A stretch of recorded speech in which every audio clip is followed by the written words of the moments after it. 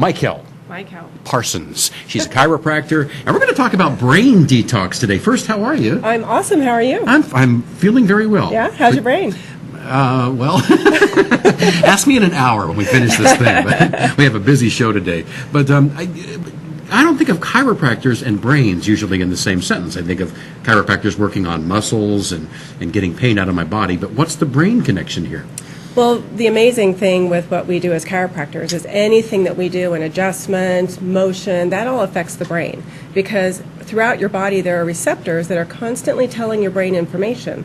Like your brain knows that you're sitting, you're facing me, hopefully you're thinking about what I'm saying. If I touch you, that sends information to your brain to let me know that I'm touching your elbow. So the chiropractic adjustment is very powerful. It can really do amazing things, not only from the joint that we may be working with, but from a brain standpoint as well. So chiropractic, as you know, is very holistic, very centered in I'm a firm believer in chiropractic. uncovering what's going on. And my focus has shifted over the years to focusing more on the brain specifically and how we can improve brain function. So who needs a brain detox? Everyone with a brain. I know, it narrows it down a lot, right? All right, I'll be first. Obviously that's, you have to narrow it down at some point. Yes, yes. You can't treat the whole world. But I could try. Well, you could try. All right, all that's my mission, is to save the world, so one adjustment at a time. I mean, I would go to a chiropractor because I have a pain in my back or a pain in my leg or, sciatic something, but I would never think of to go to a chiropractor because of the problem with my brain. Well, the cool thing with chiropractic is we all can do subspecialties. So my subspecialty is in functional medicine. I've got a diplomate in chiropractic neurology, and I also have a diplomate in nutrition. So I've kind of merged my life experience, the trainings that I've done, and I'm getting very focused in helping people in a very different way than what an average chiropractor might do, just strictly focusing on adjusting, which is huge and very beneficial and critical for the majority of people. If you're living on the earth, you're standing up against gravity, you have a lot of emotional stress. That all takes a toll on the body. But with the brain, what we're noticing is when the brain is out of balance, we have to figure out, okay, why? Is it that you're not eating right? Maybe you're not exercising. All of those things play a role. But we've had some studies recently that looks at, well, what does the brain need to actually detoxify? It's very common for people to do cleanses and detoxifying programs, and a lot of those that are out there in the world are really unhealthy. They're not grounded in the science and physiology. But when I did some digging into what does the brain need, what do you think the brain needs to detoxify? Oxygen. That's just a part of the life cycle, yes. Okay. Yes, that's one of the major things. I don't know. Tell me. So what we know about the brain is that it's what we call a closed system. So you're familiar with a placenta in childbirth. Mm-hmm. That placenta is like a filter to protect that baby from the toxins that may be exposed. We know that it doesn't filter everything out 100%. That's why in a recent study several years ago, there's over 200 chemicals found in the placental umbilical cord blood. Well, the brain has a similar system called the blood-brain barrier.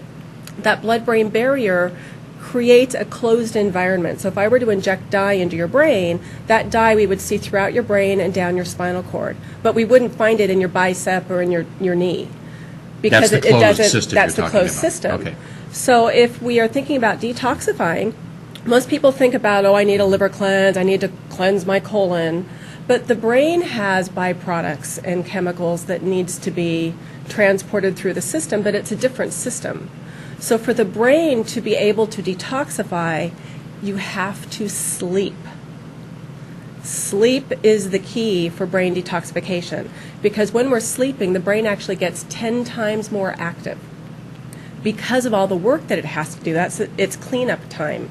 That's when the removal, it does a lot. Yeah. So if we're not sleeping, the cells don't shrink like they're supposed to at night. So when we're sleeping, the brain cells literally shrink. That increases the space between cells, so the cerebral spinal fluid can float around there and pick up all of the stuff that needs to be then transported through the blood-brain barrier and eventually into the lymphatic system. We call this the glymphatic system. I didn't name it, but that's what some brilliant person named it as. So if we're not able to completely fall asleep, stay asleep for 7.5 to 8 hours, the brain cells don't shrink. You can't sweep away that metabolic waste. And what do you think one of the big natural byproducts of brain health is that we are supposed to make. Any Natural idea? byproducts. You've stumped me. I don't know. Amyloid beta. Oh, I was going to say amyloid I know, beta. it was on the tip of your tongue. I saw it. You were just trying to remember. How do you even say that word? So amyloid beta, the scary thing with that is we're supposed to make it. We all make it. You made it last night, hopefully, if you slept. But I if did. we... Had crazy dreams all night. But Well, that's a whole different topic. We can talk about that later. But if we are not having that restful sleep and the cells don't shrink, that amyloid beta doesn't get swept into the disposal system. When that starts to accumulate, over time, you are at a higher risk of developing Alzheimer's. Did you get that? that's scary. That's very scary Yeah. because that's something that is very challenging to treat.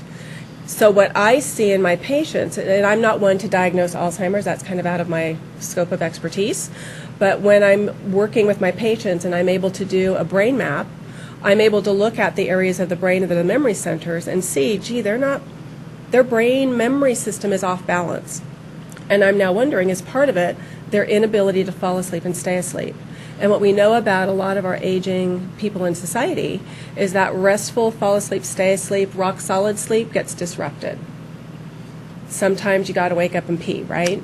As you get older, yeah, it's a natural part of the aging process. We think it's a natural part, but I would challenge that because Aha. when our frontal lobes in our brain are working well, this part right behind the eyebrows, we shouldn't wake up to pee unless we really have to go. Now, most of the time, we wake up for other reasons. And our first thought is, I woke up, I must have to pee.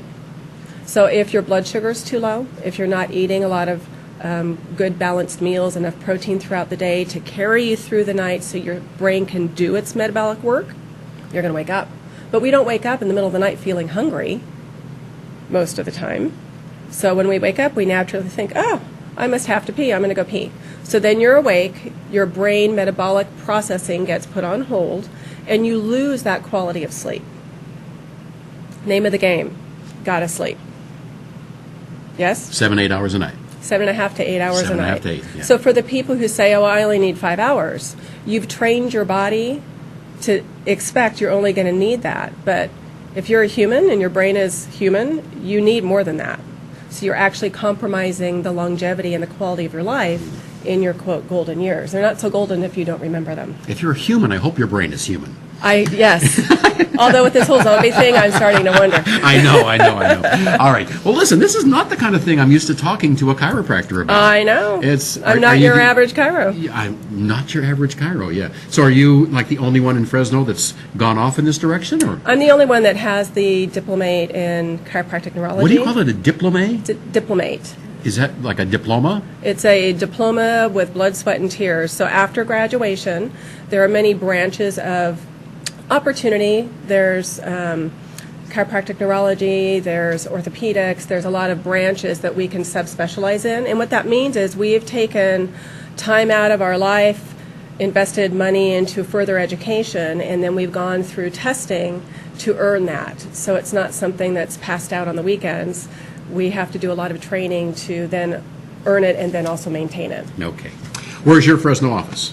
We are at First and Herndon. First and Right Herndon. behind all of the banks. Okay. And we are open, we're also open on some Saturdays, depending upon my travel schedule, actually. Okay. Phone number, website, how do folks reach you? If you have questions, or I just did a detox program, you can call the office at 559-447-1404, or you can email us at info@naturalpathfresno.com and we can connect you.